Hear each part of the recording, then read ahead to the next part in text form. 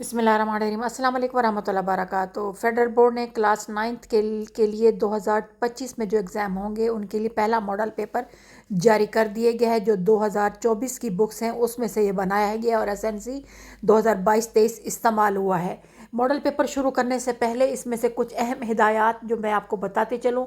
जो बोर्ड वालों ने ये क्वेश्चन के जो डिटेल जो है ना वो शाया की है, उसमें हम थोड़ी बात करते चलें ताकि आपको भी क्वेश्चन पेपर करने से पहले ये बात समझ आ जाए कि क्या चीज़ें तब्दीली की गई है।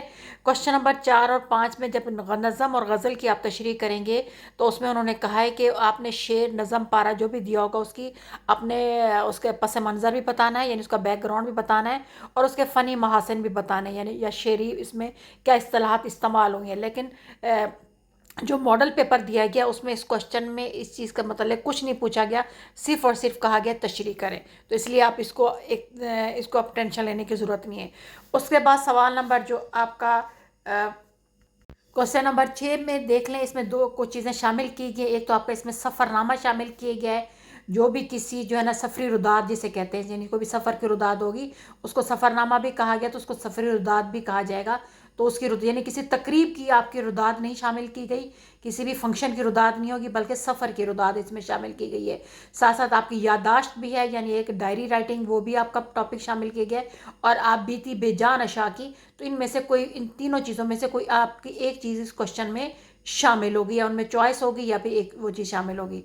उसके बाद आपका सवाल नंबर जो 7 है, इसमें से जो आपका एक कॉलम जो है ना एक्स्ट्रा शामिल किया गया है, जो तलीमी मसाइल के मौजू पर होगा, और उसके साथ मकालमा और या फिर आपकी ईमेल शामिल की गई है। ठीक है, तो ये नई चीज़ जो आपकी शामिल की, तो इसलिए आपने 3 टॉपिक को अच्छी तरह करना है। कॉलम, मकालमा या ईमेल, इनमें से कोई एक जो है ना ये चीज़ें आपको दी जाएंगी पेपर में।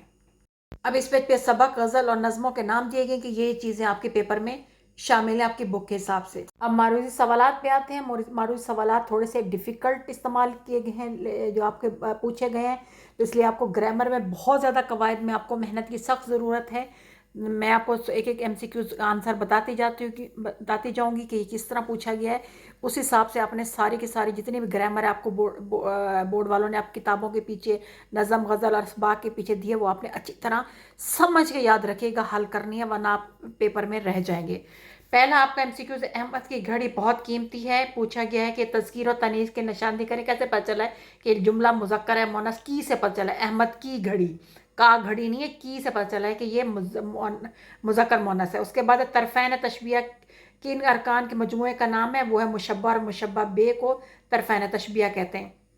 तरकीब लफ्सी की निशानदेही करें। दियार इश्क, यानी दो मुफरद अफराद जिनमें ज़ेर लगाकर या हमज़ा लगाकर बनाया जाए, वो तरकीब लफ्सी कहलाते हैं। वो लफ्ज़ है दियार इश्क। जिस नज़म में किसी जिंदा बादशाह, सरकारी ओहदे और वज़ीर मुशीर के कारनामे बयान किए जाए, वो कसीदा कहलाता है। अली ने किताब खरीदी, कवायद की रूह से जुमला फेलिया है। हम मैच हार गए, ये हरूफ तासुफ है जिसमें अफसोस का इजहार किया जाता है। जिस नज़म में सहाबा कराम, बुजुर्गान दीन और सूफिया कराम की खिदमात का तज़किरा किया जाए, उसे मनक़बत कहते हैं। मेहमान के साथ जो लहाक़ का इस्तेमाल हुआ है वो है मेहमान नवाज। ये आपका लहाक़ा भी साहब के लहाक़े आपके पेपर में शामिल है। हरूफ भी बहुत ज़्यादा आपके पेपर में शामिल कर दिए गए, इसे आपने हरूफ की अच्छी तरह तैयारी करनी है। उसके बाद है लड़की ने दुपट्टा पहना। इसमें किस चीज़ की गलती है? वो है रोज़मर्रा की, क्योंकि दुपट्टा ओढ़ा जाता है, दुपट्टा पहना नहीं जाता। अगला, ताज्जुब और हैरानी के मौके पर इस्तेमाल होने वाले हरूफ क्या कहलाते हैं? हरूफ इस्ताजाब कहलाते हैं। अगला है, दिल में एक लहर सी उठी है अभी, कोई ताज़ा हवा चली है अभी। ये मतला है, नासिर काज़मी की ये गज़ल है। हमें गज़ल में जिस गज़ल में रदीफ़ ना हो वो गज़ल क्या कहलाती है? गैर मुरद्दफ़ गज़ल कहलाती है। अब आते हैं नेक्स्ट MCQs पे।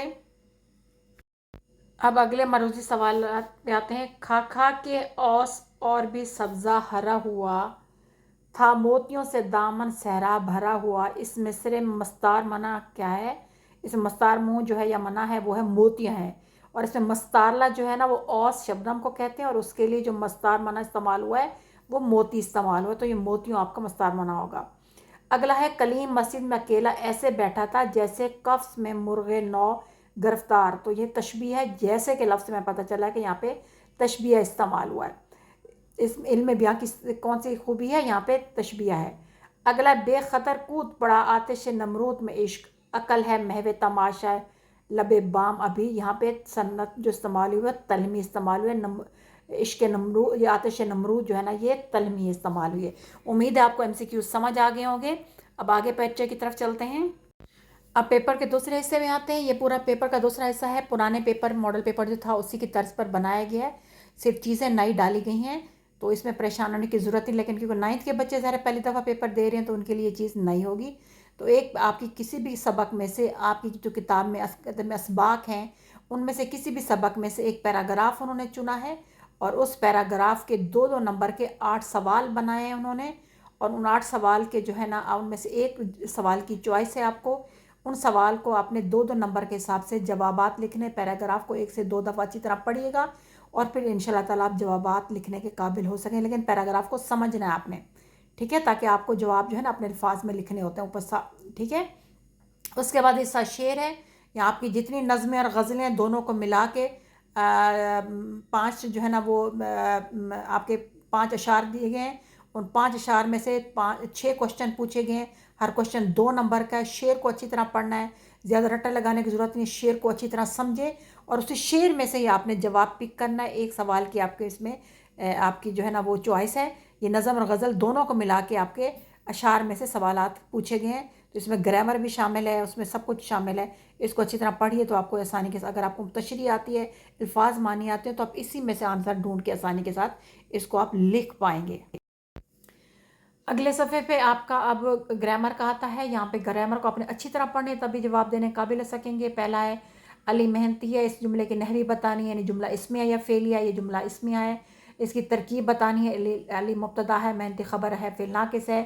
پھر غزل کے بلحاظ حیت آپ نے 2 خصوصیات بتانی ہیں.